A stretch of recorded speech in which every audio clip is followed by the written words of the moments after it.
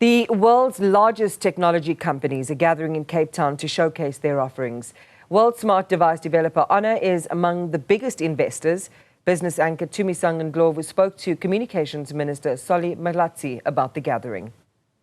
Digital giants are showcasing their offerings here at the Africa Tech Festival underway at the Cape Town ICC. And the Communications Minister Solly Malatsi's first stop was at the Honor stand, where much of what we've heard about is AI and the investment that is going to come into not only South Africa, but the rest of Africa. Minister, thank you so much for your time. Of course, the investment part of it is where South Africa is most interested in.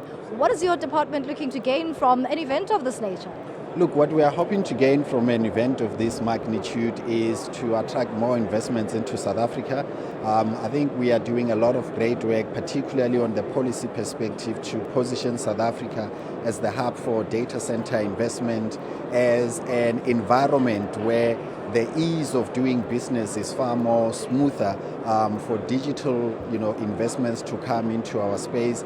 We have identified the digital economy as a catalyst for economic growth in the 7th administration, and our efforts are geared towards how can we get more digital companies coming to South Africa, growing the size of their companies, employing more South Africans, and increasing their productivity and production here in South Africa.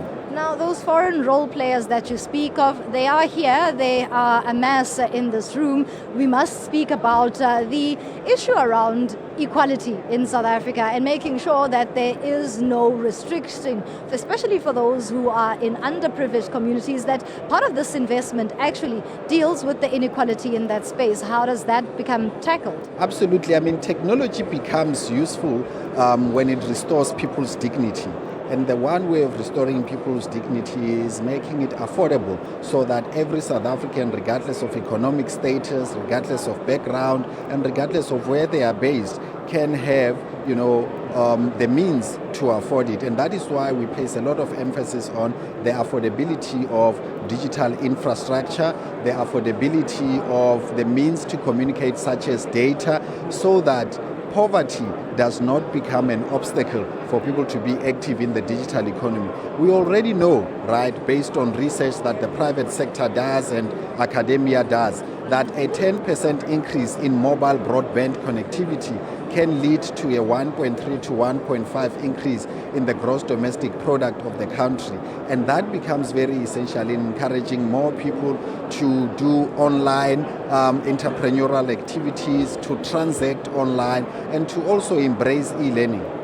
Lastly, Minister, we are not only here for this particular festival, but the medium-term budget policy statement, we're including local players in the development of smart devices and the progression where artificial intelligence is concerned. Are you looking at advancing and progressing towards that conversation within the political realm? Well, absolutely. We're all looking with anticipation as what the announcement that the Minister of Finance will make. And all the build-up shows that it will be about enhancing the efforts that we are making towards achieving the inclusive economic growth that our economy needs. And it comes on the back of, a very intentional policy outlook and policy program that the Government of National Unity has embraced. And we're looking forward to what more will emerge out of those. And we hope that our sector will be one of the major beneficiaries